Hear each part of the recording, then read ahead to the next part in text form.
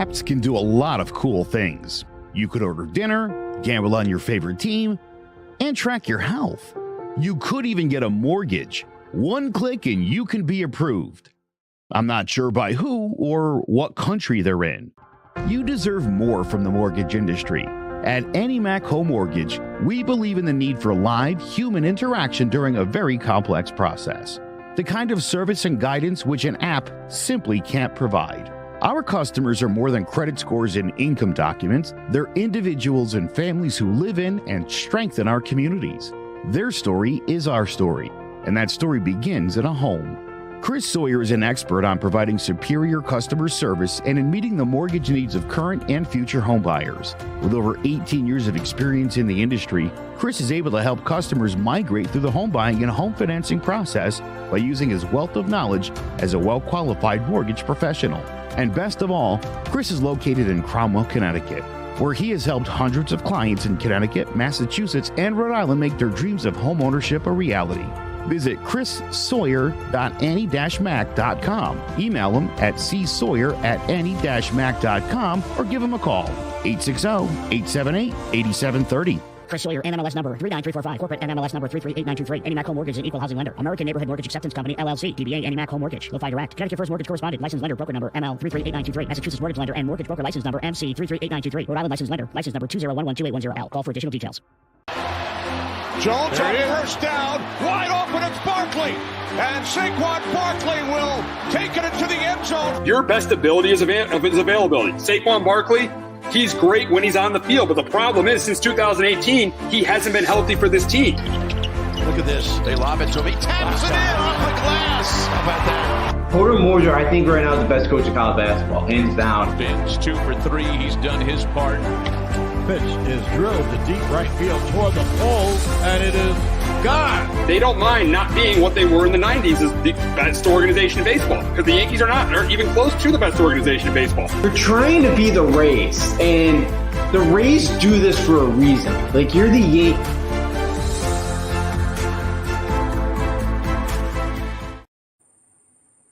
Welcome to Sports Talk with R&J. I am Steve Risser along with Justin D'Onofrio, and KD has made his decision. He is staying with the Nets. A little bit surprising because, a couple months ago, he wanted to be traded from the Nets. Then about a month ago, he says, I want to be traded. I want to stay with the Nets if we fire Steve Nash and Sean Marks.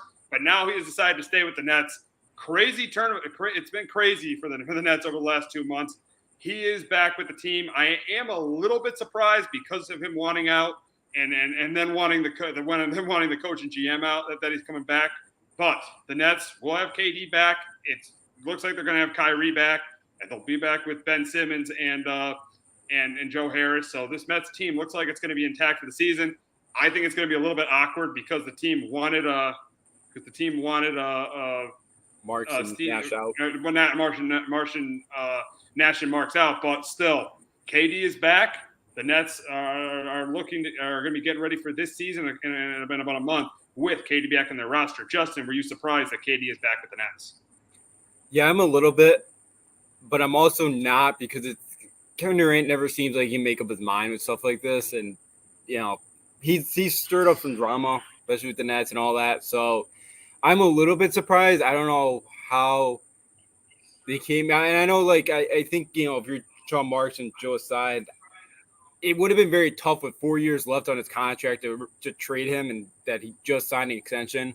So again, maybe they came, sounds like they did come to somewhat of a solution, but yeah, it's gonna be I feel like it could be a very awkward situation now that it's out there publicly that, it's been rumored out there that KD did not want Nash and Marks around. I feel like that could be weird in the locker room or just even on the floor. So not totally surprised that he's coming back, but for the Nets and Sean Marks and all that, it's huge that they still have a shot at this thing with KD and probably Kyrie now as well. Yeah, it's huge. It's huge that they do have a shot, but it's still a little bit awkward to me. It's still a little bit awkward that they're all going to be back after everything that happened this offseason. I still think it definitely is going to be a little bit awkward that they're all coming back. Yeah, it is, because again, this this, they've only won one playoff series still. They just got swept by the Celtics. Yeah, KD and Kyrie did not want Nash or Marks, and it's kind of a weird thing. It's going to be awkward between them, and I don't know if they kind of let bygones be bygones. I don't know how that's going to play out, but it could be very interesting because, this is the guy that KD and Kyrie wanted was Steve Nash, and now a couple years later, a couple months ago, the reason they wanted to leave Brooklyn was because Steve Nash was the coach. They didn't want Steve Nash here anymore. Yeah, exactly. And you brought up Kyrie Irving. That's going to lead to our next point. What does this mean for Kyrie? And I think he's definitely back with the Nets. I mean, there's no way the Nets are going to trade him. He opted into the final year of his deal. So there's no way that the Nets are going to wind up trading him. Or I think I'm pretty sure he opted in. But there's no way the Nets are going to end up trading him. So he's back with the Nets. That's pretty obvious. Yeah, I think so too. If I'm Kevin Durant, though, I think you sit down with Kyrie and say, look, I came here to win, because you wanted me here, and I want you to be all in now, and I don't want you to take in some, 2 weeks off because you just want to go on vacation or something. You better be all in here because at least for right now, it sounds like Kevin Durant's going to be all in. So yeah, hopefully you can get the same thing from Kyrie. So yeah, as long as So yeah, I do think Kyrie's probably going to be here. But yeah, I think KD's got to make sure that Kyrie's on the same page with him. Oh, absolutely. And the thing is I think I know Kyrie's been the leader of this team. Kevin Durant has got to step up as a leader. His pretty much the biggest issue with Kevin Durant is he is not a leader. He is not a leader at all. He needs to step up and be a leader for this team. If he's not a leader for this team will not beat the Celtics. They won't beat the Bucs in the playoffs. He needs to step because Kyrie's been the leader of this team, and you see now that it's gone the last 2 years. It's not going well. KD needs to be the leader of this team for this team to get to where they want to get to. Yeah, he has to, and I know. Yeah, he's never been a vocal guy in the locker room and all that. But yeah, he's got to become that guy. I see Tom Lombardi's comment, does Kevin Durant win another championship? I think this team's got all the potential in the world. Now, could they put it all together? That's another question that I don't know. Especially I know coaching doesn't. You still need a decent coach to win the NBA. I don't know if and Kevin Durant and Kyrie are two guys that could win with the competence of Steve Nash as their head coach, but I think Kevin Durant possibly could because he is one of the best players in the world. So, and he's got Kyrie Irving, who, if he could stick around and play 50, 60 games, I think he could win another one just win another title with in the NBA. I don't think he does because he's not a leader. Kevin Durant is a great talent. He's great on defense. He's a great scorer. He's not a leader, and that separates him from the Steph Currys and the LeBron James, the great players in this league, and the Giannis's. He is not a leader, so I don't think he wins another championship. The only reason he won 2 championships is because he joined Steph Curry's team with the Warriors. I think the Nets. I think he's got a chance to win a championship with the Nets, but I don't think he wins a championship. I just don't. Yeah, I could see that. I think, because he's 9. Again, he joined the Warriors after his team blew a 3-1 lead. Like, that's not really what a leader would do. He hasn't been. He's just not a vocal guy, and I think he's got to become one. But yeah, I still think he's got all the talent in the world. That he does have to be more vocal, and he does have to become a better leader in that locker room because you can't really trust on Kyrie. There's a lot of kind of younger guys too in that locker room, and you got an inexperienced coach in Steve Nash too. So if he's got to win, or for him to win another championship, he's got to step up and be more of a leader. We really haven't seen it. He really wasn't OKC either. He didn't have to be obviously in Golden State, but you're right. He does need to be to win one. He's got to be a lot more vocal as a captain and leader. Without a doubt. And this leads to time, as we talked about, can you win a championship with KD? It leads us to our next point. Are the Nets championship contenders this year? Are the Nets title contenders? And I'm going to say yes because of the talent they have. I mean, they have, obviously, Kyrie Irving, when he's on the court, one of the most talented players in the game. We know how good Kevin Durant is. And they're going to have Joe Harris, and they're going to have Ben Simmons back. So I think this team, yes, they are title contenders. I don't think they're the favorite, but I think they're title contenders.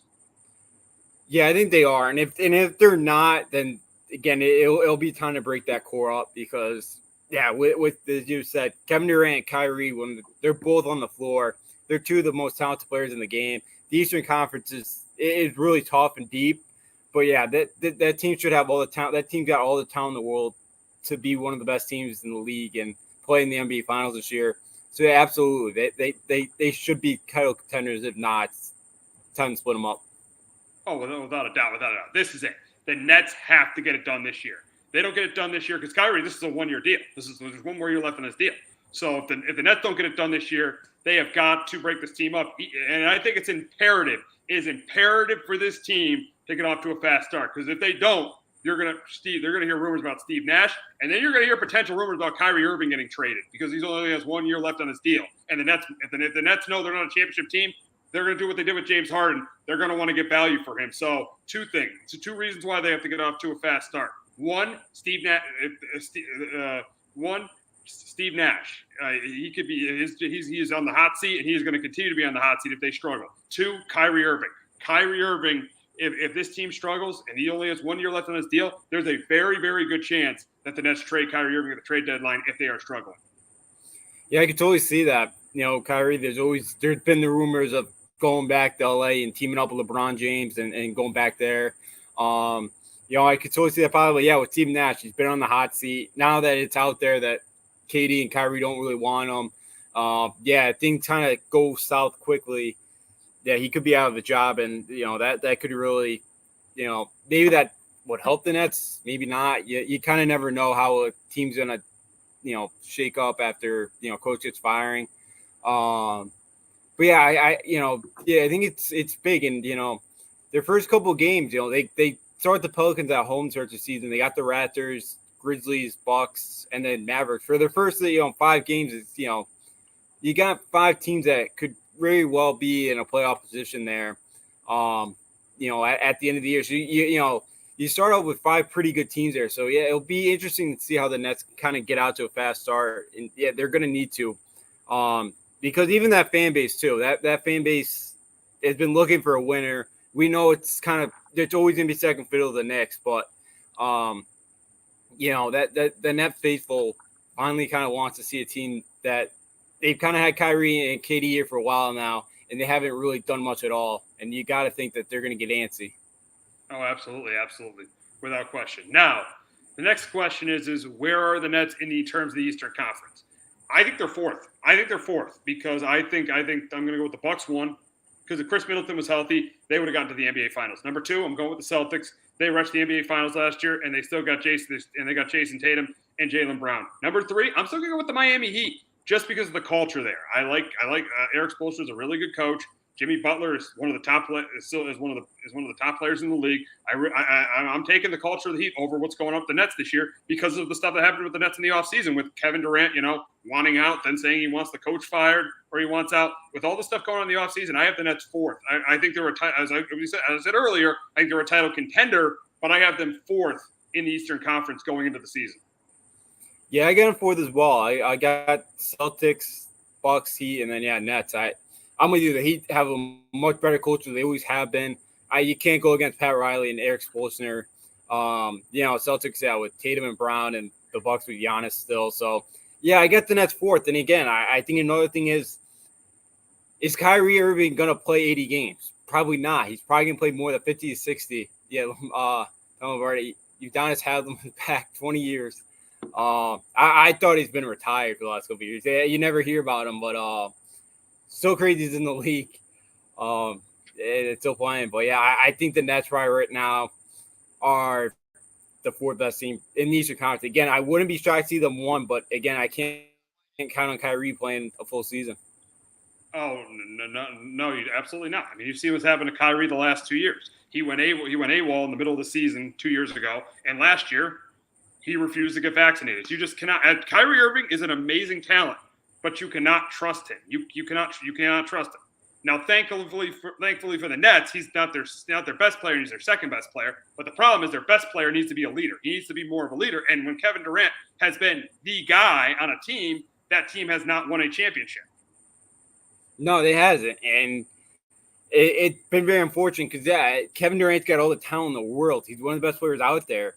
But, he hasn't been able to get them over the top. As you mentioned, he just hasn't – he's not a great leader. I don't know if he's just not confident doing it. I don't know what the reason is of why he's kind of like that. But, he's got to take a bigger role in that.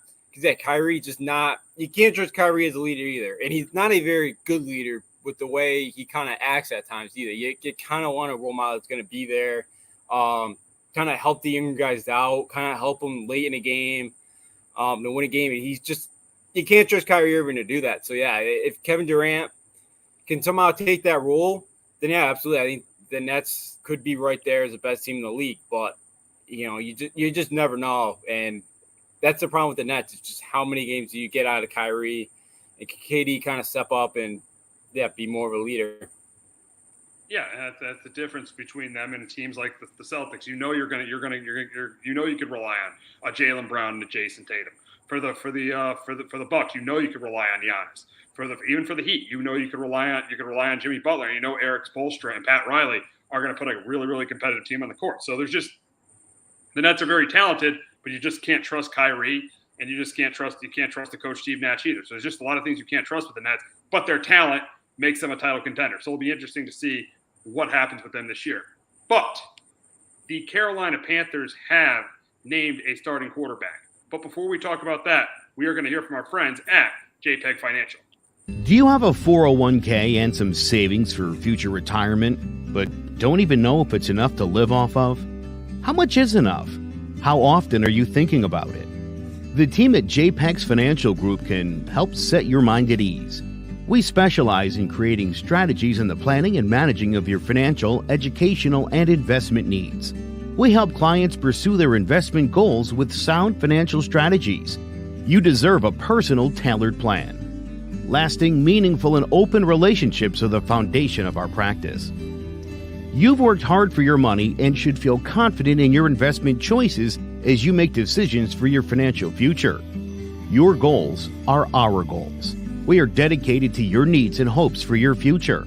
Visit our website and give us a call at 860-430-5397. Securities offered through Raymond James Financial Services, Inc., member FINRA, SIPC. Investment advisory services offered through Raymond James Financial Services Advisors, Inc. JPEG's Financial Group, LLC is not a registered broker-dealer and is independent of Raymond James Financial Services. JPEG's Financial Group is located at 78 Eastern Boulevard, Glastonbury, Connecticut. So on Monday, the Giants named their starting quarterback, and that is the Panthers named their starting. Sorry about that, but the Panthers named their starting quarterback, and that is Baker Mayfield. And I have no real surprise here. Not really a surprise at all. Baker has been he looked like he was going to win the job over Sam Darnold. He picked up the playbook. Once we found out he picked up the playbook fast, you knew he was going to be the starter because he's a better quarterback than Sam Darnold. As you've seen, the 1 year that Baker Mayfield had everything. Had a good receiver, had Jarvis Landry, had a good offensive line and a good running game. He got the Browns to the playoffs. So I'm not surprised at all that the Panthers named Baker Mayfield as their starting quarterback. No, me neither. And again, he's got to be so motivated as well to be playing, Cleveland week 1. That I think a part of it too is he really wanted to face Cleveland week 1. He figured too, that's just a big chip on his shoulder for him. So he wanted to win that job so he can get all the snaps in that game and play against his former team, knowing him. So, we've seen him have a little bit more success than we have with Sam Darnold. Both guys were top 5 talents coming out of the draft, but both of them haven't panned out the way that we thought they would. Baker's been a little bit better in his time so far in the NFL. Oh, absolutely. Now, the big question is are the Panthers a playoff team with Baker Mayfield as their starting quarterback? And I think absolutely, and in my opinion, absolutely not. The offensive line is not even close to as good of an offensive line that the Browns had, especially the year where Baker got to the playoffs, led them to the playoffs in 2020. Number 2, Christian McCaffrey he's great when he's on the field, but he's had a ton of issues staying healthy the last 2 years. He's only played 10 games in the last 2 seasons, and where Baker had successes, he had a really, really good running game. And when he doesn't have that running game, he doesn't have He definitely does not have the same amount of success. He's really good off play action. He doesn't have a good running game. He doesn't have the success. So you can't really count on McCaffrey. So and even though the defense is good, the fact the offensive line is not good, and you can't count on McCaffrey staying healthy, and the lack of depth at receiver. And let's be honest, Baker's not that good. Baker is a average quarterback at best right now. So even with Baker as a starting quarterback, I do not have the Panthers as a playoff team. Justin, in your opinion, are the Panthers a playoff team with Baker Mayfield? No, I don't think they are either. I think their max probably 7. I think the max they would get wins they get is probably around 7 or 8 wins. I think their defense can keep them in a lot of games. I think they have a really talented defense, but I just don't know if Baker and that offense are going to be able to help them out enough.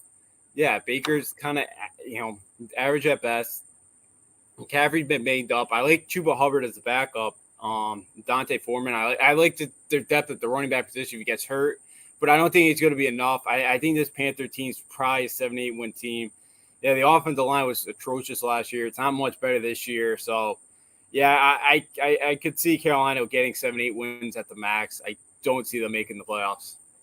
Yeah, it's the biggest thing is I don't trust the head coach. The head coach, I know he hasn't been dealt a great hand because he hasn't had a quarterback, but I don't trust the head coach. I don't trust the quarterback. I don't trust the offensive line.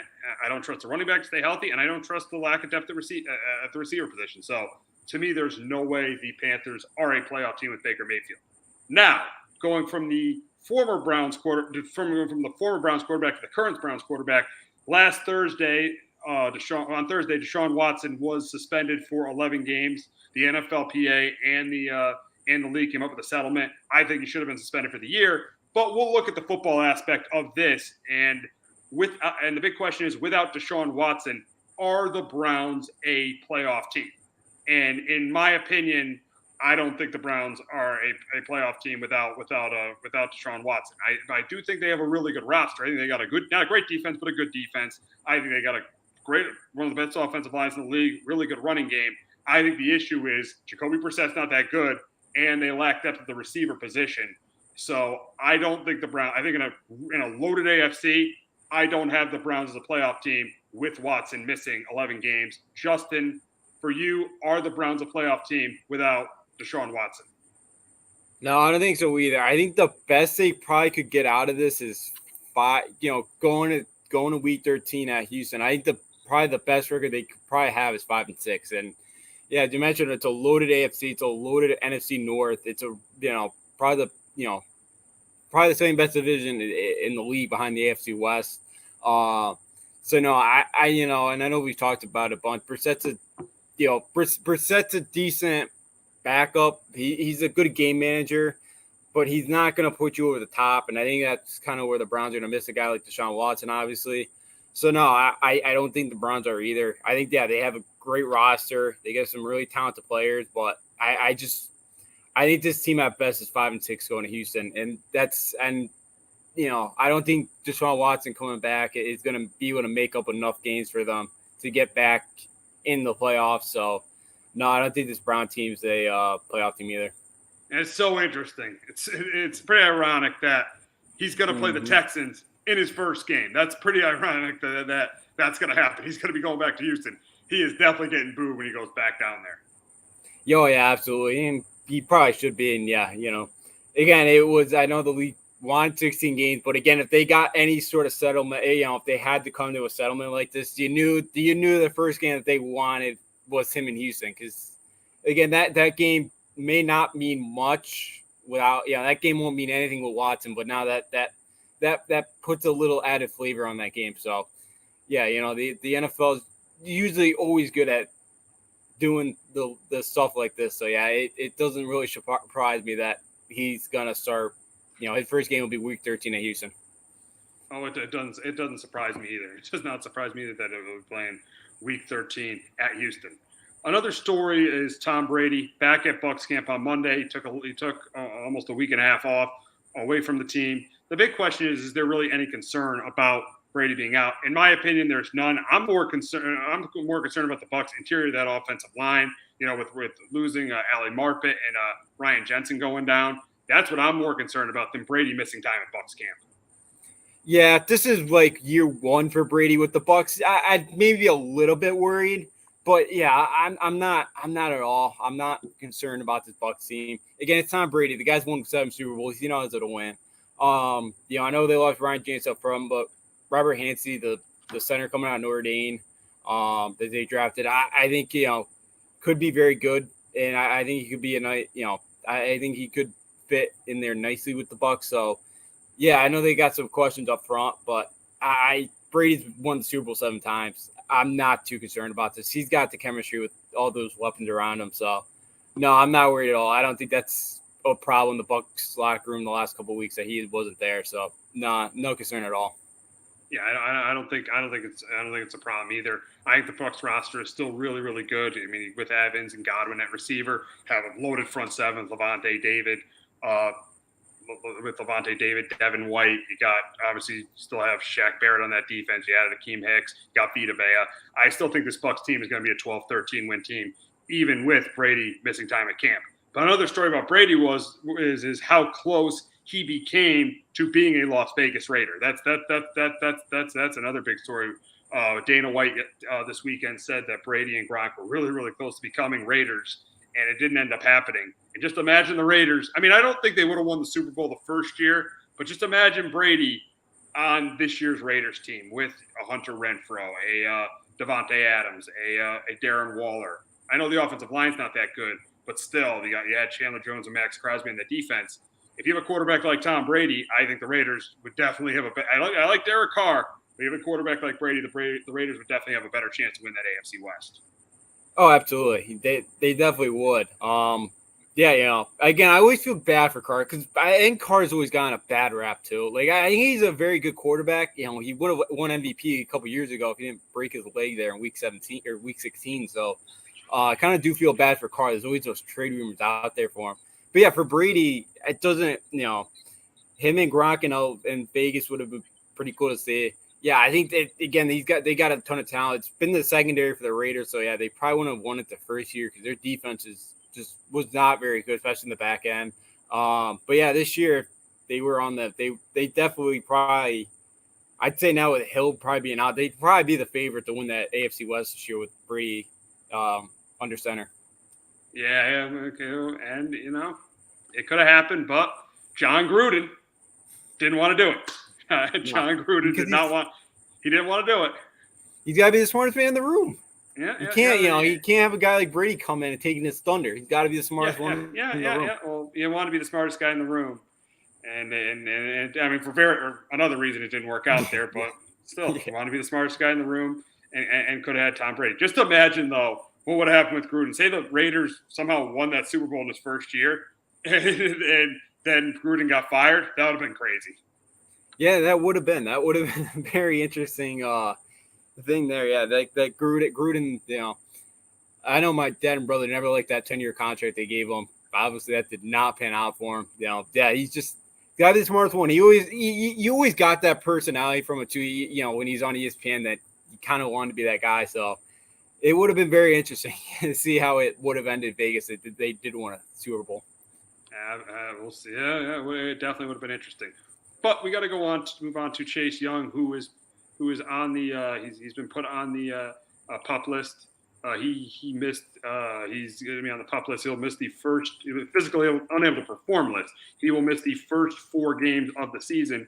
And the big thing is how is this going to hurt Washington? And in my opinion, I think this is good. I mean, yes, last year, if you look at last year, he only had a sack and a half in 9 games. The defense actually played better when he was out. But I think this Washington front 4 has potential to be outstanding. And looking at some of the games they have in their first 4 games of the season, hosting Jacksonville, they play at the Lions, do host the Eagles too, and they got 2 division games. They host the Eagles and they play the Cowboys. I think this is going to be a big loss. Not having a guy, I know he's not great yet, but a guy who has potential to be great and a unit has potential to be great. I think this could be a very, very significant loss, especially the fact they have 2 division games in this stretch. Yeah, it could be because Detroit now, with Chase Young, that may make a difference in a win or a loss. Jacksonville at home, you should be able to beat. Even without him, I think they should be able to win that game. But yeah, do you love to have him for Dallas or Philly? But I also get Washington, as he's not at 100% healthy yet. I do also get Washington kind of saying, all right, let's take a step back here. let's make sure he's 100% healthy. Let's think more about the future here than now. And I could kind of see it. And, it's Ron Rivera is still, again, I don't think he's on the hot seat or anything yet. He's, I think Washington trusts him. They don't really have a quarterback yet. So I see Washington trying to take their time here, and I do like it. But I do understand they do want to compete in the NFC East here. You'd be great to have them get the Eagles and Cowboys there. But hopefully you can get back for Week 5 against Tennessee. But I do get why Washington is trying to make sure he's 100% healthy. But, it could be a significant loss with their early season kind of games they got here to not have him on the field. Does make a difference. Oh, absolutely. And you talk about Ron Rivera. I think his job could be on the line this year. I think if stuff doesn't work out this year, they have another 6-7 win season. I think his job could be on the line. Really? Because I think he's a good coach. I don't know what's going on with Dan Snyder or anything. And, maybe, I don't know if because there's a lot going on in that situation there. Because I do think that – because I would give Ron another year because I do think he's a good coach. They just haven't had a quarterback either yet, and I know they had Carson Wentz now. Again, Sam Howell's a guy that he was supposed to be a first-round pick. Maybe they think, maybe they could find something in him and maybe he could become the franchise quarterback. I know that's probably a long shot at this point, but I guess that they don't really improve too much. Maybe Snyder pulls the trigger on him and goes out and tries to find somebody else. But I think, I hope he's able to stick around and get another year if things don't pan out. Because I do think he's a very good coach in this league. But I guess they go 6-7. They're not really competitive in this division. Then, maybe I could see his job there kind of on the line right now. Yeah, we'll see. It'll be interesting to see what happens there. But there was a scare on Sunday night as a Giants fan. When we were watching that game and you saw Kayvon Thibodeau go down, I thought at first that was an ACL. That was an ACL, and he was going to be done for the year. But luckily, he's only out 3 to 4 weeks with a sprained MCL. He should be back. I don't think he's going to play Week 1 against the Titans, but he should be back Week 2 against the Panthers. So that was the best thing that came out of the night.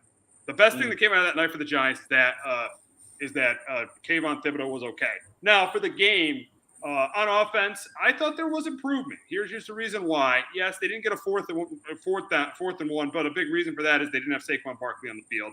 And then Daniel Jones did throw. They moved the ball a little bit. Daniel Jones did throw a pick, but that pick wasn't his fault. That ball went off Bellinger's hands. And obviously, the best thing I saw of the offense is Daniel Jones drove them down the field on their third possession and scored a touchdown. That's what I wanted. I wanted 7. I did not want 3, especially against the Bengals too. We needed to walk out of that. Jones needed to walk out of that game. There's Steve there for a second, but Daniel Jones, they look a little bit better. He's 14 for 16 on the night. That one pick, as Steve mentioned, wasn't really his fault. Did go off his tight end's hands there. But I thought the Giants offense. As I said, I was so happy to see that Daniel Jones lead the Giants. Of course, the stream had to go out right when I was making this point, but I was so happy to see Daniel Jones drive the Giants down the field for a touchdown drive. That made me really happy. And then defensively, they were given short fields. I think they were given a short field on the interception, but they held the Bengals to 3. Special teams was horrendous. That was the biggest issue with Sunday night. But I think they were given a short field by their special teams, held them to 3 again. And then on the drive, Thibodeau got hurt. They held them to 3. So defensively, I think there was improvement. I think from the New England game, because in the New England game, the defense gave a touchdown, and the offense didn't score a touchdown. But in this game, the offense got the touchdown, and they held the Bengals. They were number 2s. They were all the Bengals, but other second-team guys. They got a touchdown, and they held them to field goal. So I think the Giants improved from Week 1 to Week 2 of the preseason. Justin, your thoughts on the Giants' preseason performance? Yeah, I thought it was better than their game 1 against New England. I thought Jones looked better. Yeah, it was against the number 2s out there, but it was also mostly against the number. I know he did play a little bit into the New England 1s there last week, but at the 14 through 16, you finished with a touchdown too, which is a good kind of confidence boost for him. As you mentioned too, wasn't really his fault in the interception there. Tight end should have caught that ball. I thought the defense looked improved there, or as well. but again, I know it was against the second teams, but you kind of just need some confidence after kind of last year. The secondary looked better. We'll see this week, facing Flacco and the Jets. But yeah, I thought the Giants did look a little bit better. Yeah, the Thibodeau news was a good one because I just said chop block, and I know it was, as you mentioned, it was a clean one, but I still kind of thought in a preseason game, I don't, that's something you probably should avoid there. But good to see Thibodeau kind of just miss week one. It's a game even with Thibodeau you're probably going to lose anyway, so. And hopefully you get him back for a game like Carolina where, you should be able to win that, that's kind of game that you could very well win. So, yeah, I love for the Giants. Best news, Thibodeau kind of looking good. Daniel Jones looked better, which is a positive. So, yeah, good for the Giants to get out with another win. And again, that's kind of preseason. You want to just continue to improve, and I thought the Giants did that last week. They absolutely did. And, I mean, for Thibodeau, the Giants should not bring him back until he's ready, until he's 100% and he's ready to go. If he's got to miss the first couple games, so be it. I know one of them could really hurt. Like if he's not there against the Panthers, that could really hurt him. But he's got a long career ahead. Hopefully, a long career ahead of him with this team. He's got to be 100% healthy for the Giants to bring him back. And then I'm so happy. I'm so relieved because I thought from first look that was a torn ACL. I was right there with you. I thought that was a torn ACL, and I thought that was it. And but yeah, luckily it was just the MCL. Yeah, I'm with you. It's the same thing with Chase Young as I was mentioning. Yeah, wait till he's 100%. Don't rush him back. Make sure he's ready to go because he's had a really nice camp. It's a little bit of a setback. He's gonna miss a couple weeks here, but he's really looked good. So yeah, I think the Giants wait until he's 100% here because he's got such a long career ahead of him. He's got potential to really be a force on that defensive line. So if he misses a couple weeks, so be it. Because he's going to, again, if everything goes well, he should have a very good and long career. Absolutely. Now, moving on to the Giants game this weekend against the Jets. The Jets have already said they're going to play their starters. Daboll has not decided if he's going to play his starters or not. I think what happened on Sunday night probably scared him a little bit. He probably doesn't want to lose anyone else. So I wouldn't be, even though they don't have any joint practice this week, I wouldn't be completely shocked if the Giants played their twos in this final preseason game. But the Jets are playing their starters, so there would be a good test if the Giants did play their starters. I don't know how long the Jets are playing their starters. So you never know in this preseason what teams are going to do. Seeing the way you've seen a lot of teams not play their starters at all. You've seen some teams play their starters a decent amount, like the Giants have. So we'll see. I'm not sure what's going to happen on Sunday. In terms of what the Giants are going to do. But we do know the Jets are going to play their starters. Yeah, the Jets, playing their starters. Again, they kind of got to get Flacco some reps here. And, he was going to be the number 2 guy. So I get why the Jets are. Who knows, how long they'll play. Yeah, for the Giants, that's a big scare to see Thibodeau. You don't want to lose anybody else out there. So I can see why. I'm a little surprised they're not doing joint practices. They're both right there together. I know. Exactly. I know. It's weird that they're not. Yeah. Yeah, but we'll see. Because even if they do, they could just say, all right, we have these joint practices. We don't need to play our starters and risk injury on Sunday. But I'm not sure whether or not. Yeah, it's weird. I figured they would, but because they usually do when these two play, right? Don't they usually do joint practice? Yeah, they've had some fights over the years. Maybe that's one. Yeah, probably why. Yeah. Maybe why then. But who knows what's gonna kind of happen with the Giants. But I think that was it for the starters, especially offensively. At least you ended preseason with a touchdown. At least Daniel Jones improved from week 1 to week 2. So, I think if the offensive starters don't play, at least you kind of saw the last time you kind of saw Daniel Jones. At least the offense moved the ball. At least they got 7 points. So, we'll kind of see what the Giants do because, if they play a series or two, it would be good to kind of play some starters again against the Jets to kind of see where they are from where they were 2 weeks ago against the Patriots.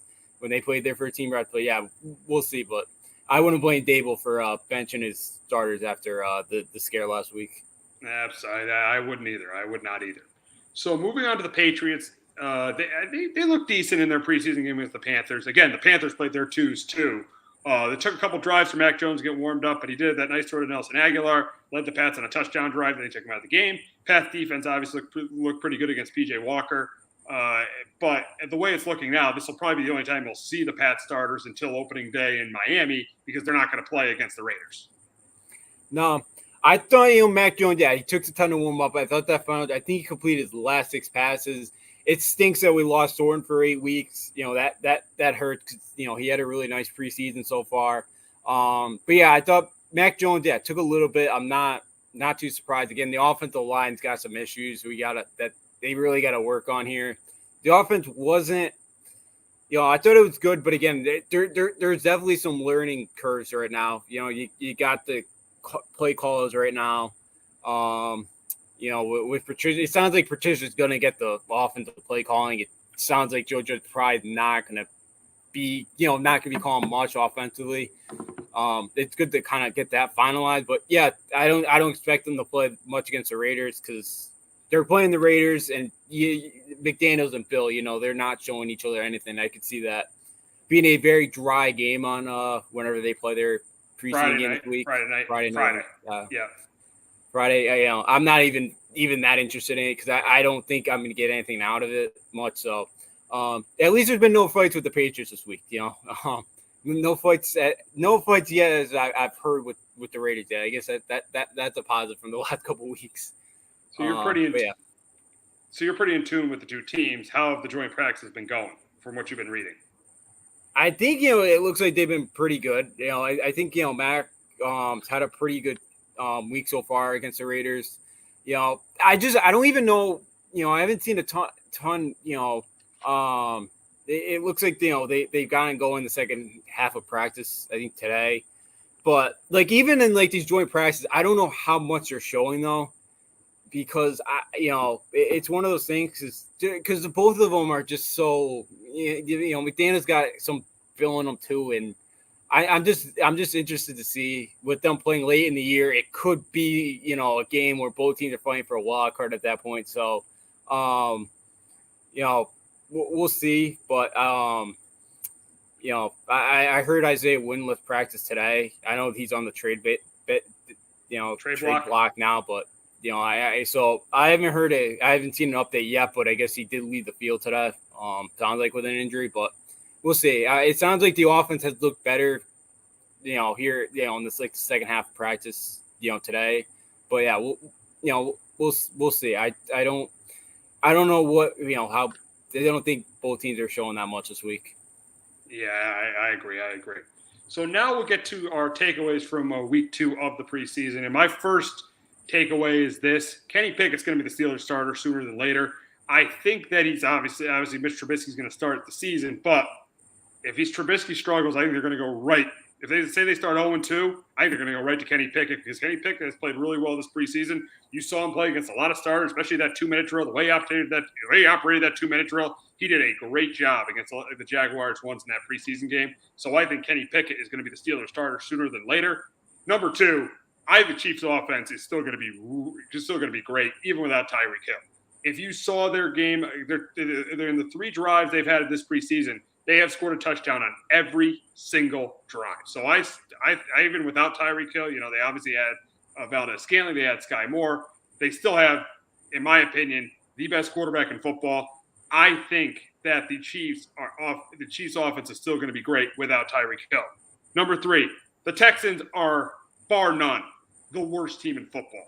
They played the entire first half against the Rams 2s, and they almost got shut out. They scored right at the end of the half. They almost got shut out.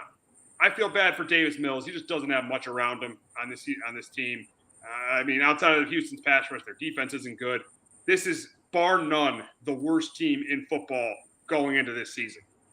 Number 4, the Jags and Trevor Lawrence will be improved this year. I've liked the way Trevor Lawrence has looked in the preseason. I think Doug Peterson you're going to see a change in this Jaguars team. I think Doug Peterson's going to really help Trevor Lawrence out a lot. I think this defense is improved. Getting Trayvon Walker, obviously Josh Allen is good. This defense has played well in this preseason. I definitely think the Jaguars and Trevor Lawrence will be improved. I think there is no way that Lawrence or the Jags won't be improved. And number 5, the Seahawks are in for a long year, no matter who the starting quarterback is. They were terrible against the Bears in preseason. I don't care who the quarterback is. This roster is below average. the quarterback, Drew Lock or Geno Smith. You wouldn't want either of those guys being your quarterback. It's a bad offensive line. Outside of the skill players on offense, this team is absolutely terrible. So I think the Seahawks are in for a long year, no matter who their starting quarterback is. Justin, your takeaways from the preseason. Yeah, so far my number one thing was Houston. It's a horrible roster. Davis Mills, I want Davis Mills, and I think the tools are there, but yeah, he doesn't have much around him. I still can't believe Lovie Smith got that job. I mean, he was fired at Illinois. That team was all, and now he's coaching. I know he's been an NFL coach before, but he just got fired at Illinois a year ago. Now he's the head coach of the Houston Texans back in the NFL. It's going to be a long year for Houston. They do not have much talent. I kind of see Davis Mills, maybe if they can get a little around him, maybe kind of be a decent franchise quarterback for him, but you really can't tell right now with the roster they got around him. Number 2 for me was the San Francisco defensive line. They look like they're going to be a force once again. Drake Jackson, the rookie from USC's had a really nice one. He had 4 pressures the other day in a couple of drives he played against Minnesota. They looked really good against the Vikings off the line. The Niners, again, the defense has looked really, really good. The next one, for me was my number 3 was Kenny Pickett. I know it's still preseason, but yeah, he's played against the number 1s. You mentioned that 2-minute drive. He looked confident. And again, I guess that's kind of him being a 5th-year starter. I think maybe that's kind of where he's an older guy coming out. There's a little bit more maturity there, understanding the game and all that. He's looked really good in that. I think at some point he's going to win that job. Number 4 was Jordan Love. He's looked a lot more improved as well. I know, with Rodgers now, he may not see the field for another couple of years, but maybe it's something where he continues kind of improve. Maybe there's some trade interest for him in the offseason. If with Packers kind of holding on to Rodgers for now, maybe they find a trade. Maybe somebody wants him in next offseason. Maybe I'm not, but I think Jordan Love looked a lot better than what he did last year. Yeah, number 5 for me was I think Geno. Geno has a very good shot now to win that job. I feel like because I think he's played all right, and I think with Locke, he's really catched up to Drew Lock that he's missed COVID, and I think he's got a chance to steal that job. We know Geno Smith isn't the greatest in the world. He's got some experience. I think I thought Drew Lock had could have had a good career coming out of Missouri. It just hasn't happened. So yeah, I right now I think Geno Smith could kind of line up to maybe steal that job from Drew Lock. Yeah, I could very easily see that happen. But the Yankees and Mets had round 2 of the Subway Series this week. But before we talk about that, we are going to hear from our friends at Shamrock Home Inspections. There's no bigger investment than home ownership. And to make sure the house is up to your standards, you need a professional to look it over. Brian Flanagan from Shamrock Home Inspections is a licensed home inspector and a member of the Connecticut Association of Home Inspectors. Brian was a contractor for over 15 years, so he knows how homes should be constructed and how mechanicals should work. What makes me a good home inspector was the 20 years that I was a home improvement person, doing all the different repairs that I have done and what other people have done wrong that I had to go out and fix. So I have a pretty quick eye on seeing what's right and what's wrong. Before you move, call Shamrock Home Inspections. Before you make the biggest investment of your life, call Brian Flanagan from Shamrock Home Inspections at 860-268-2566 or visit shamrockhomeinspectionct.com. All righty, the Yankees and Mets went at it in the Subway Series this week, and the Yankees won both games. And the biggest thing was the starting pitching was really good. Montes and Herman pitched well in both games. But the biggest thing for the Yankees is Andrew Benintendi has gotten red hot. He's 6 for 10. He has a home run and 5 RBIs. Got the huge hit on Sunday. He got the huge hit. He got 2 big hits on Monday, the RBI double and the RBI single. And yesterday he got an RBI single to put the Yanks in front. Andrew Benintendi has been really he's picked it up. He finally adjusted, and I really like him in the leadoff spot. Yeah, it's actually been a great for him in the leadoff and moving DJ down to the cleanup spot. Benintendi, it took him a couple weeks here to kind of get comfortable with the team, but yeah, this is the Andrew Benintendi I think we were all hoping for. Guy that could hit some, in the clutch, can knock a couple guys in. He's been great, and yeah, Judge now kind of hopefully he's starting to get on. Hopefully he can get hot again, back-to-back homers. I know for him too, as the Yankees go out west, he's from California, so homecoming for him. So hopefully this is kind of the start of a hot streak here for Judge, and he's on pace for 62 right now. So he's still got a chance of that. But yeah, again, you told me after the loss Saturday they're going to win the next 3, and 2 of them are going to be against Manoah and Max Scherzer, and they're going to win those games. I probably would have laughed at you, but yeah, Montez, I thought pitched better. He got out of some trouble early. I know he kind of got the no decision, but he kind of got out some trouble there. Herman's looked pretty good as well, and they've needed it because of the way Montgomery's pitched to St. Louis. But it's important 3 games there to end the homestand because it was putrid to watch the first couple games of that homestand. They at least you're going out west here, playing with some confidence. At least you got a winning streak right now. You're playing 2 teams that are 2 of the worst teams in the league as well. Absolutely. You talked about Aaron Judge. He got red hot. He had that home run on Monday night and the home run on Tuesday night. And now on Thursday, they're supposed to have Stanton back in that lineup, which is, I think, really, really going to help, having Stanton, Rizzo. I hope it's Benintendi, Judge, Rizzo, Stanton. I know it's a tough place. I know they like to put LeMahieu up in the lineup, but maybe it is. Maybe you go Benintendi, Judge, Judge, Rizzo, and Stanton. But I would keep it Benintendi, Judge, Rizzo, Stanton. Put DJ somewhere maybe towards the bottom or in the middle. But yeah, I think Stanton's coming back is really going to help this lineup. And the teams are playing this week with the Angels, going to Oakland to play the A's, going to Anaheim to play the Angels. I think it's really going to help this team. And I think they could pretty much put this division away when they get back home. They could probably put this division away during this road trip. Yeah, you would hope because you kind of felt like it kind of got a little dicey there, but you're still up 8 games. You still got 7 though at Tampa Bay, I believe, at 6 or 7. But yeah, you hope here against the A's and Angels you're able to kind of take a couple. I would hope at least 3 out of 4 you get here against Oakland. You take, hopefully the Angels you get 2 out of 3. Even a sweep would be better. But yeah, it's going to be great having Stanton back because he has been a huge loss. And Rizzo in the middle of the order, hasn't been great. His average is down in the low 200s this year. He hasn't been great. You add Stanton back, and I mean Rizzo's just been in a major slump. He's just been a slump. He's been good this year. He's just in a slump. Yeah, he's been in a slump. The average isn't. I kind of wish that 3 hole that the average would be higher than it is. I know he's got what 27, 28 home runs. And truly, because he's been in a slump too, Judge hasn't really seen a lot of good pitches either. Now you add a guy like Stan that he's got more protection now for Judge, which I think is totally going to help Aaron Judge as well in that lineup. So yeah, I think it's really going to help this team that he'll be back here. Stan will be back again, and Oswald Cabrera too. He was a guy I know I mentioned last week. I was like, I'd rather see Peraza, but Cabrera's giving him a nice energy here. He's looked pretty good wherever he's played. He's been a nice little spark, which I think the Yankees needed as well. It took him a couple days to kind of Yankees didn't get going, but yeah, Cabrera too. I think has kind of been a nice addition as well here, putting him in the lineup.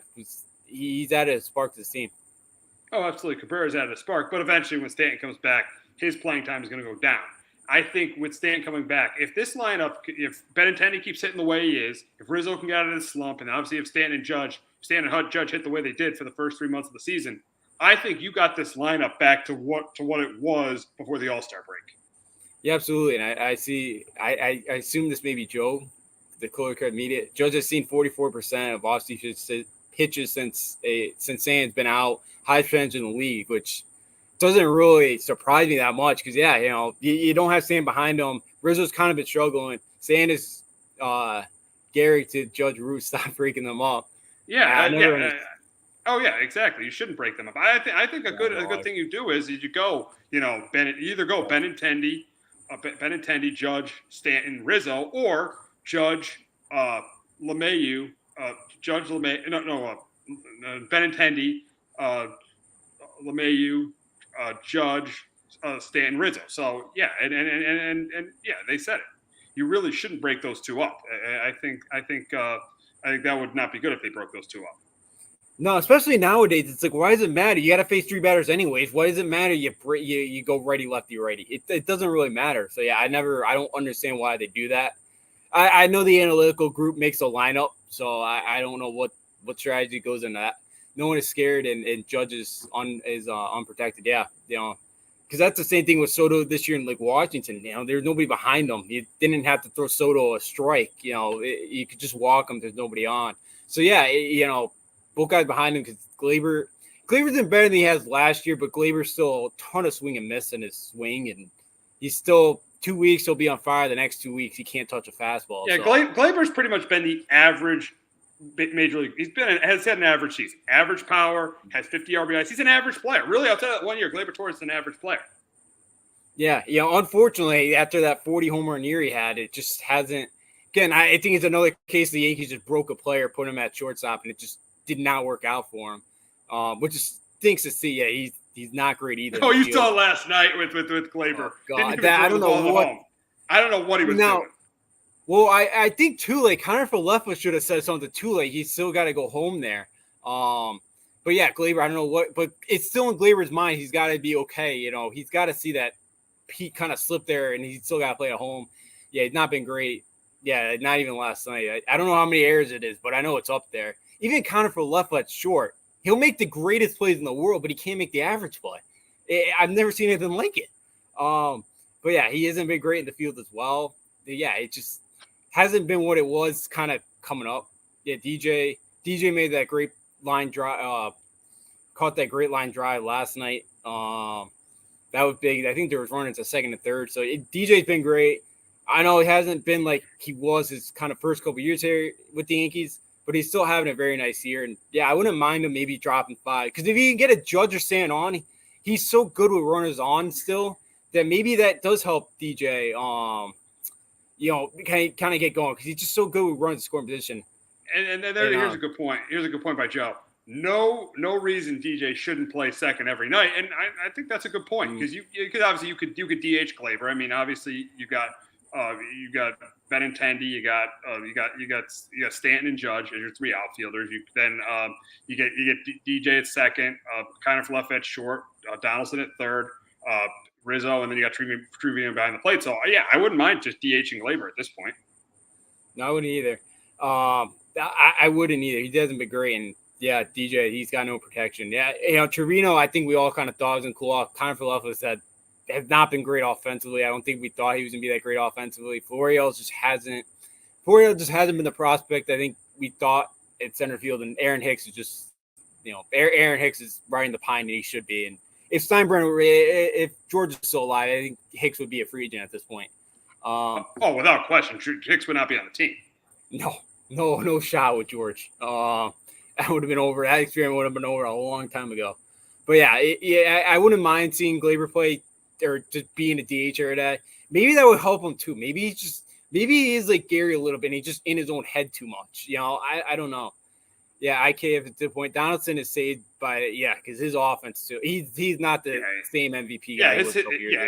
His offense is definitely not anywhere close to what it was. I mean, basically him and Gio are kind of they've had the same kind of season. Both have had average seasons, and IKF has been I mean, I wouldn't say IKF has been a total. I think recently IKF has been slumping. I hated IKF at the beginning, then I started to like IKF a little bit, but now he's definitely starting to tail off. I'm definitely not starting to like IKF, especially when he can't get singles. He pretty much all he has to do is play singles.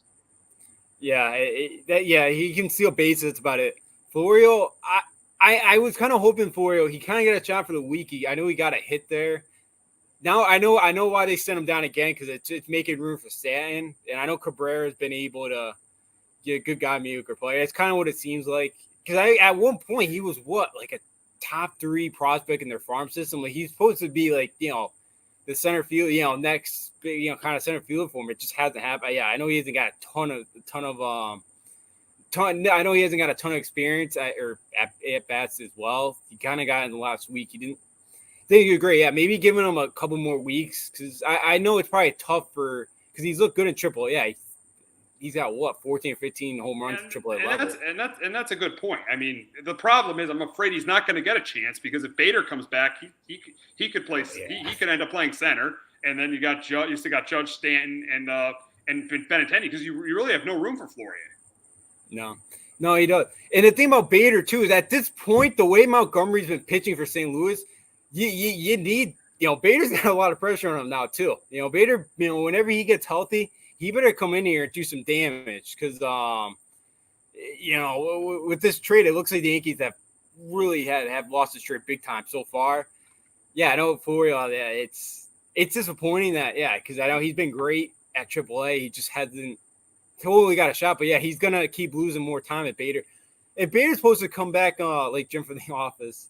But like Bader's supposed to come back in sometime in September. I haven't really heard much news on him, but yeah, he could be somebody that may lose a lot more time. And then maybe even when you get Carpenter's probably late in the year, but like even a Carpenter, because you can go 28 man, the 28-man roster, so you can have one more position player starting September 1st. I don't, maybe Forio is going to be that guy called back up next week or one of the two guys, but we'll see. Because I think he is somebody that's got some potential. He's got some speed too, which they don't have a ton of. But yeah, it just hasn't been able to come all together for him so far. He hasn't got too big of a chance so far. Yeah, exactly.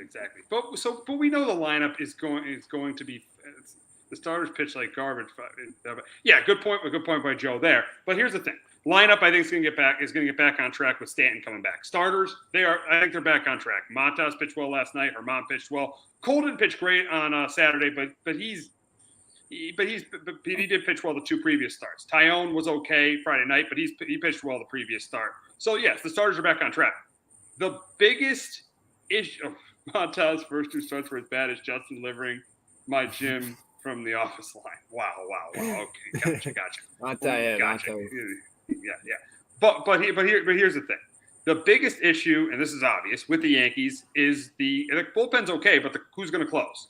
And it's pretty much been a closer by committee the last 3 days. It was Trevino on Sunday. It was Loaizaga on Monday, and then last night Cole Schmidt pitched for a while, and Clark Schmidt pitched for a while, and then you had Wandy Peralta close the game out. So this closer situation is very, very is definitely the biggest weakness for this team. We thought it was Chapman last week, but he really struggled in his outings on Wednesday and Friday, and obviously Chloe Holmes on the DL. So the biggest issue for this team is the closer. Who's going to pitch the ninth inning and pitch it successfully?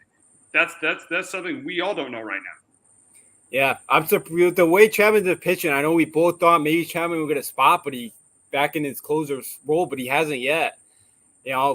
Clark, he tried to push the limits with him last night, almost kind of got up 10 outs, I believe. Yeah, as Joe mentioned, he really pitched well last night. He came up big for him. Oh, it was awesome. It was awesome. Yeah. He was awesome. Yeah, Britton, he's actually today, I think he reported single A. So yeah. He'll add depth. He'll add depth to the bullpen. Yeah, which that's going to be nice. That's a guy that's got a lot of experience. Again, I wonder at this point, he may be in line to win that job just because he's been there before. He's done it, for many years in Baltimore. He's gotten some opportunities here a bit. So, Britton, I think, has got a real possibility. But, that's a big question. I know Holmes, I don't know what's probably another couple of days for him on the IL because I think it was a week ago he went. No case, but he doesn't, Schmidt doesn't have that kind of put away pitch yet. Clark's looked really good. I wonder too, maybe a couple spot starts for him too in September, maybe, give a couple of those starters a day. But that closer role is going to be very interesting who wins that job. And, if you have, because like the Yankees, I think have some really good guys in that end of the bullpen. And I don't think, and again, I don't think it's a bad thing if it's a different guy every night. I think you kind of get away with it. The Yankees have done a really good job of kind of building that bullpen. But Holmes, with his injury, it could have been a very big part of kind of his struggle because he just can't throw a strike.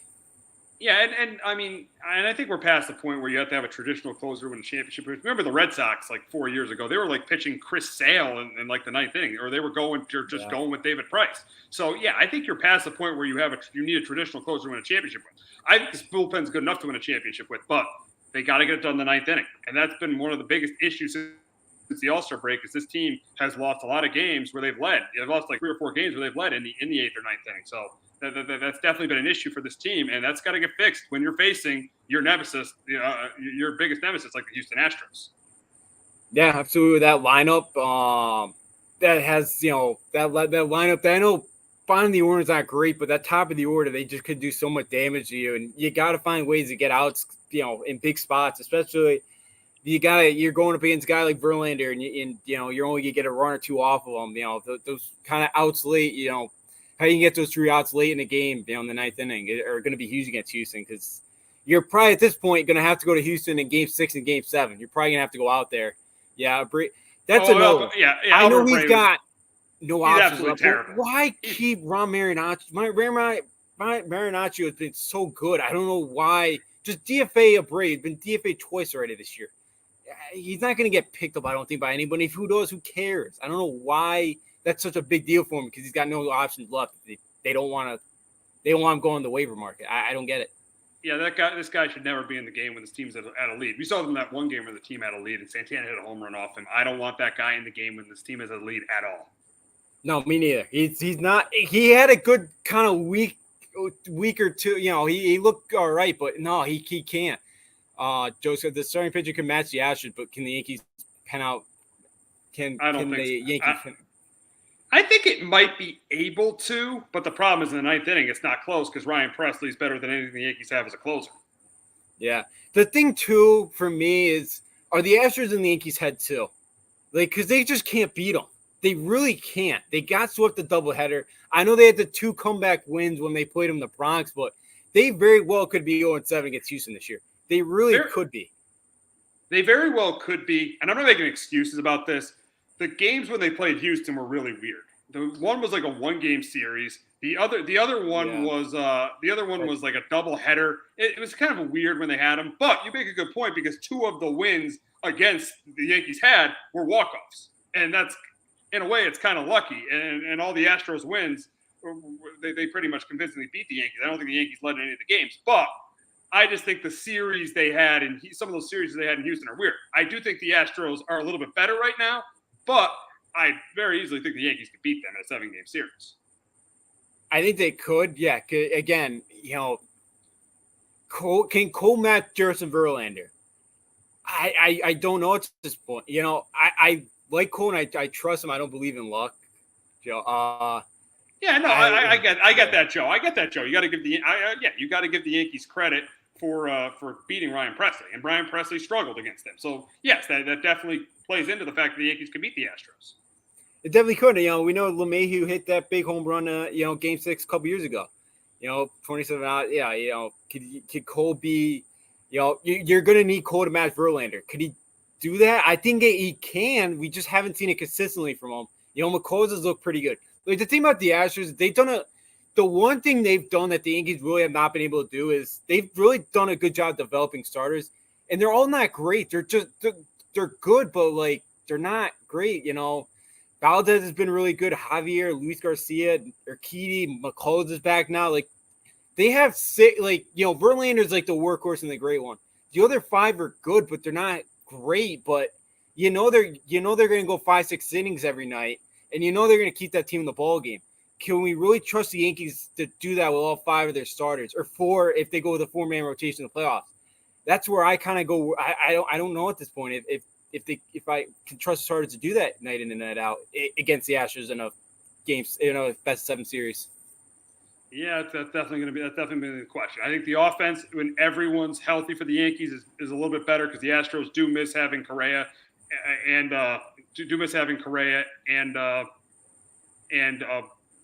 Springer in that lineup. I think starting pitching wise to give the Astros a little bit of an edge, and with the bullpen, I give the Astros a little bit of an edge. And here goes Joe. If Presley gives up a home run in the first appearance of the ALCS, it would be like 2001.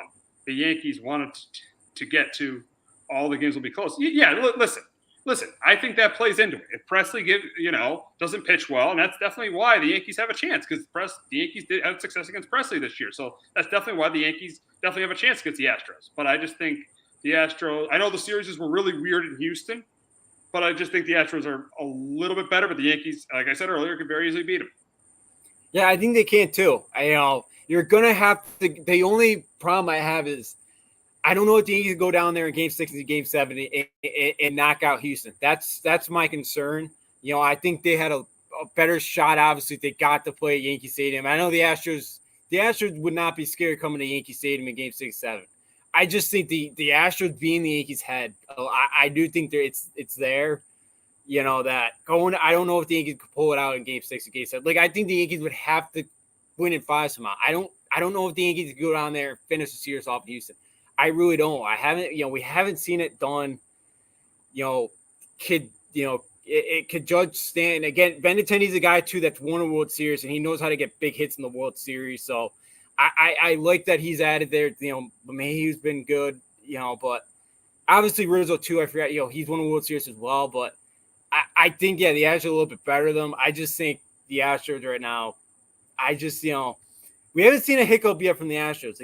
They've been solid all year like they always have been. And Dusty Baker's due to win a World Series too at some point. And I think that very well could happen this year. Yeah, very easily could. Very easily could. So it'll be interesting to see what happens with the Yankees and the Astros. But the Yankees played the Mets this week, and we haven't really talked that much about the Mets. We talked a lot about the Red Sox. We're not going to talk about them anymore because their season's over. But we haven't talked that much about the Mets this year. I think the big question for the Mets is, we know they're really good. We know they're a top 3 team in the National League, but can they beat the Dodgers and the Braves in a 7-game series? And I think they can because of their 1-2 punch, and their lineup has been really good this year. I mean, Lindor and Alonso have had great years. Nimmo's been decent. Marte's had a good year. Jeff McNeil's had a really good year. So I think that the Mets, because their lineup and their 1-2 punch in the rotation, they have a really good rotation. And the how do you get worse with how do you get worse with DeGrom? I'm not sure what Joe is referring to there, but yeah, I think that with their lineup, their rotation, and I think they could beat both those teams. I think the biggest issue with the Mets is they didn't address their bullpen at the trade deadline, and I think it's going to be hard to beat a Dodgers and a Braves team, who I think are the 2 favorites based on experience, and they are the last 2 World Series champions. So based on experience, I would favor the Dodgers and Braves over the Mets. But I do think I do take the Mets. I do think the Mets have a chance to beat both those 2 teams in a 7-game series. Yeah, I think for the Mets, they haven't been as good since Jake Desean came back. They never score for the poor guy. They always lose 1-0 or 2-1. I feel bad for him. I don't know what it is, but the Mets never score for Jacob deGrom. I don't know what it is. But yeah, I think you hit it right in the head with the bullpen. I think the biggest thing for the Mets is who can get those outs in the 7th, 8th inning. Who can, how is Buck going to be able to get to Edwin Diaz? Because he's had a phenomenal year. And Ottavino has probably been their 2nd best reliever. But as we know, you can't trust Ottavino in a big spot in the playoffs. You just can't. And again, he can never hold guys on too. Guys are always stealing bases off him. That's the thing. The 7th, 8th inning are going to be huge. But I think the Mets could beat the Dodgers and Braves. They've played well so far against the Braves this year. You got Max Scherzer and Jacob deGrom. For 4 of a 7-game series, you're going to have to face him 4 times. Scherzer, we know, is one of the best workhorses out there. He's going to take the ball. He'll throw 130 pitches, and go 8-9 innings if he has to. He's going to give you a chance to win. And, the thing about this Mets team, too, is with Buck, is this team, they just – every time you kind of feel like the momentum's shifting against them, they find a way to kind of crawl back in. Sunday, they were down 3 times with the Phillies. They came back every time. And they still won the game Sunday. That's, this Mets team losing 2 games, that won't help. They'll have to find a way to score runs. But I also think, too, with the Dodgers losing Walker Buehler, it could be a big loss for them in the playoffs for the Dodgers. I think the Mets could do it. Again, I love Buck. I wish the Yankees should have hired him. That was a mistake a couple years ago that they did not rehire him. But I think this Mets got a chance. Pete Alonso is one of the best guys out there. Again, I think their lineup's been very good. Can they find something at the catcher spot? Back is a concern. I think he's probably going to start taking some days off. I wouldn't be be shocked if he skips a starter or gets an extra day or 2 in the month of September. Scherzer, but I think this Mets team can really win the World Series with Buck under management. Yeah, I don't think they could afford to have Scherzer take some days off because the Braves are getting close, and there's a very good chance that the Braves win that division and they're playing the Padres, or they're playing in the first round of the playoffs. Even for how good of a season they've had, they have the Braves in their division. So I don't think they could take Vegas off. But yeah, I know. I think they're contenders. I just think that I would take the Braves and the Dodgers over them. But I think they're a really good team. They've had a really good year, and it's going to be interesting to see what happens when they get to the postseason. Yeah, it definitely will. I think it's at 7th, 8th inning. Who can you count on for the Mets? But the Dodgers too.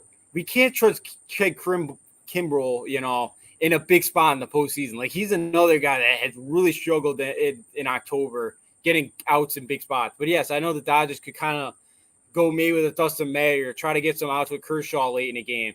Even though I know Kershaw's back's always a problem, I know he's out with that right now. The Braves are kind of defending world champions. And again, they lost Ronald Acuna Jr. They still won last year.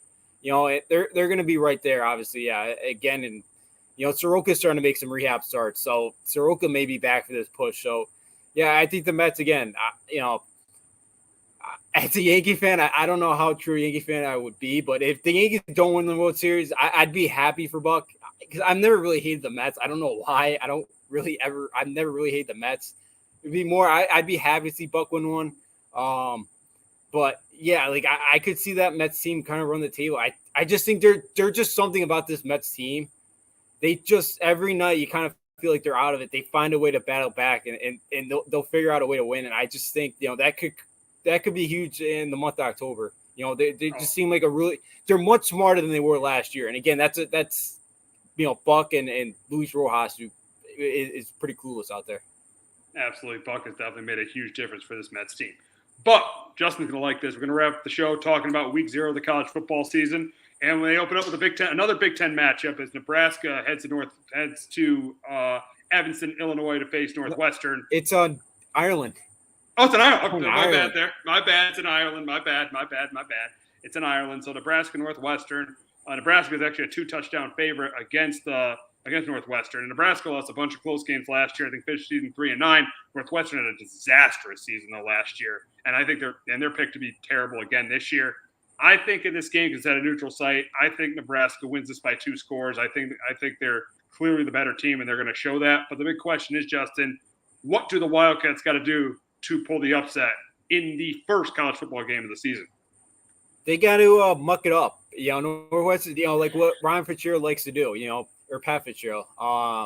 They got 9 returning guys on the offensive side of the ball. That includes starting quarterback Ryan Holinski, Evan Hall at running back, Cam Porter, 2 very good running backs in the backfield. But yeah, they only averaged 17 points a game last year. Their defense is they lost Brandon Joseph, who's an All-American safety. He transferred to Notre Dame, which hurts. But again, their defense is always going to be good. Northwestern's going to be better, because the thing about that program is, they were really good at 2020. They went 7-2. They battled Ohio State, Big Ten championship game. It's they kind of, they were very young last year. They got a little bit more experience this year. I could see them fighting for a bowl game this year, being right around 6-6. I know Nebraska beat them last year by 50, but I think Nebraska wins this thing like 20-14. I think they muck this thing up. Nebraska's bringing in Mark Whipple, who loves to spread the ball all over the field, which I don't really know how that fits Nebraska. You always think of Nebraska as the option with Osborne and those type of teams. But I think Northwestern can muck this thing up. Nebraska was horrible last year. They turned the ball over. The special teams killed them a bunch.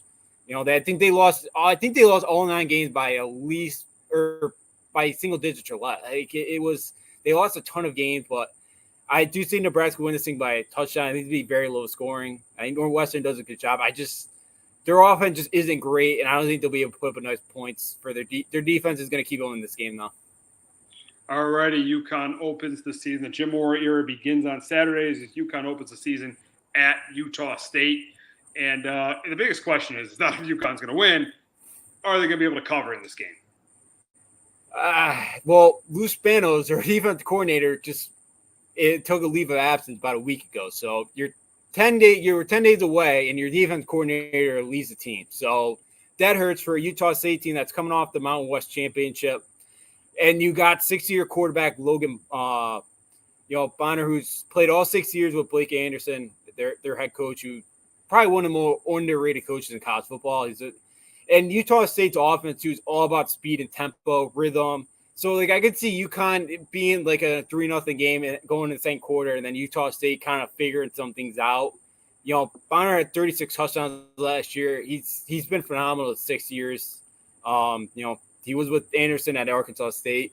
I don't think they cover. I think Utah State could put up 50 on them. Now, the one thing is, though, Utah State does play Alabama the next week, so maybe Utah State takes their foot off the gas, maybe pull some of the starters early on to, kind of stay healthy against Bama. Obviously, I don't think they have a chance to beat Bama, but I can see UConn think, like last year with Fresno, like it was 0-0, I think, going the second quarter, and that was about it. Like I could really see that because of the way how Utah State's offense runs, where it takes them a quarter to get going. But no, I think I hope they're more competitive in some of these games. I don't think it's gonna happen this week. Taquan Robertson, I think, is gonna be the starter, the Penn State transfer. I think they'll be better. I think this thing is gonna start going the right direction sooner rather than later. But it'll take some time still. They should beat Central, next week. They should beat Central, but this could be ugly. And I think Utah State could probably win this game it's probably gonna win this game by probably about 30 points. Yeah, I mean, and then this leads me to my next question. What are expectations for UConn football this year? I look through their schedule. I think they're going to get one win again. I think Central is the only game they win. Do you think they win more than one game in Jim Moore's first year? I think they get 3. I'll take 3. 3? I think they 3 wins? Yeah. UConn hasn't won 3 games in years. I think since Etzel's first year, they've won 3 games. I don't think they're getting to 3. Well, all right. UMass is a dumpster fire as well. Don Moore. Oh, UMass isn't Don good? Brown.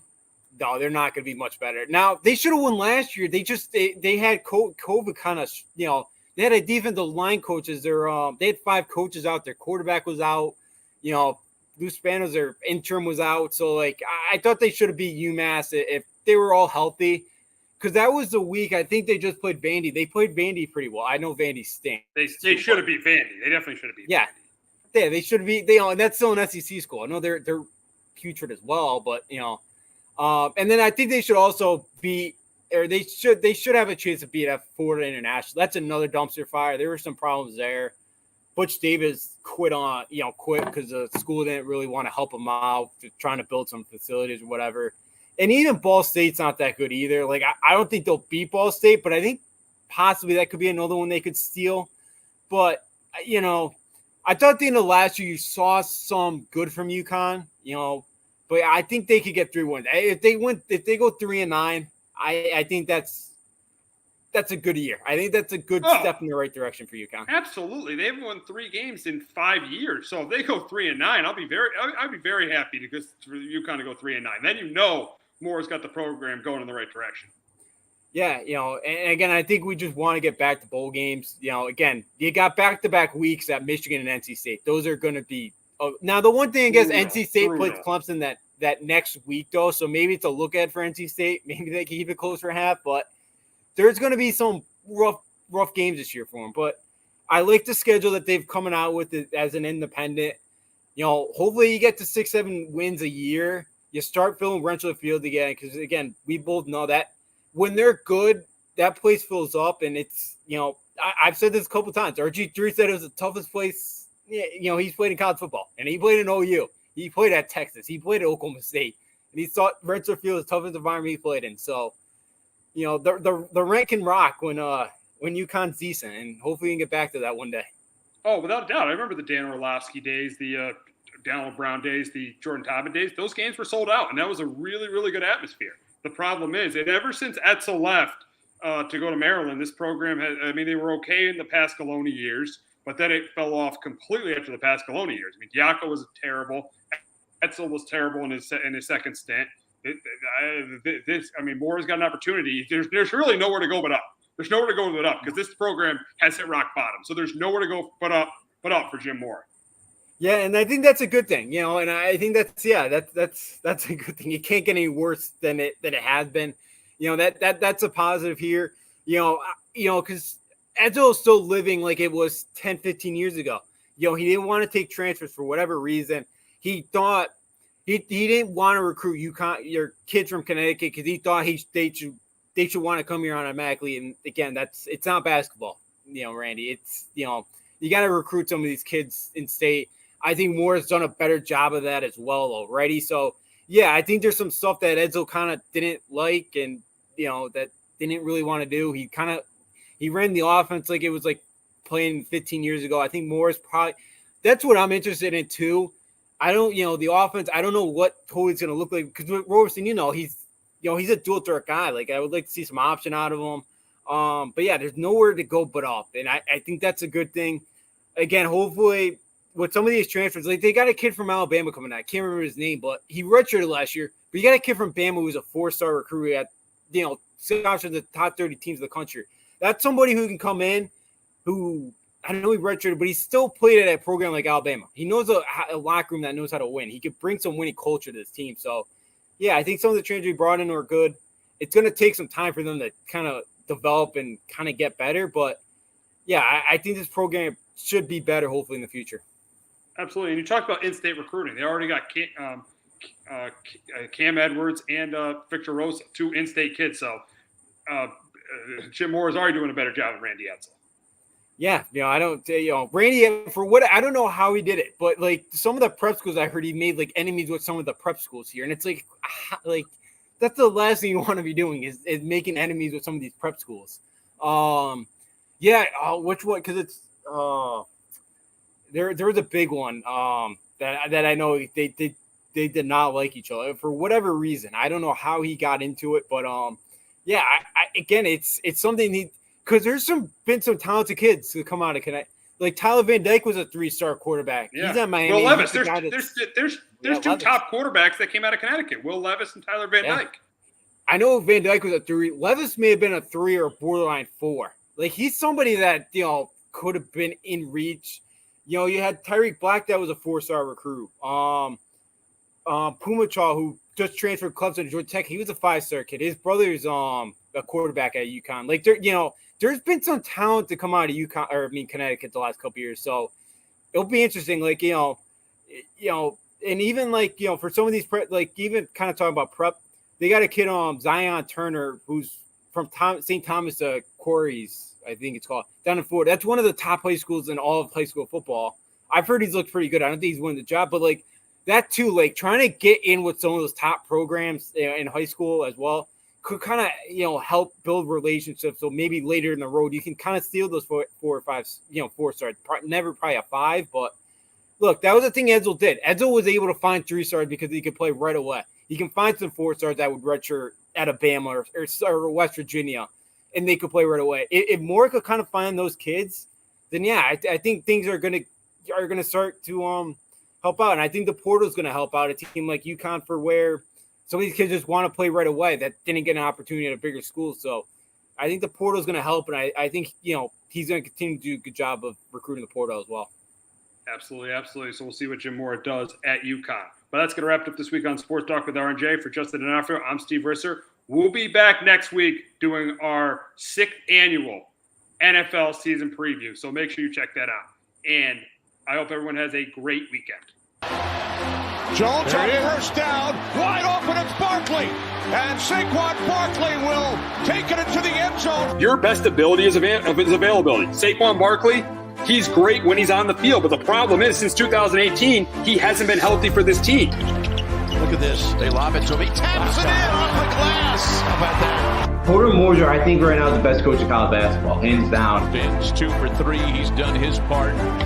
Pitch is drilled to deep right field toward the poles, and it is gone. They don't mind not being what they were in the 90s as the best organization in baseball, because the Yankees aren't even close to the best organization in baseball. They're trying to be the Rays, and the Rays do this for a reason. Like, you're the Yankees.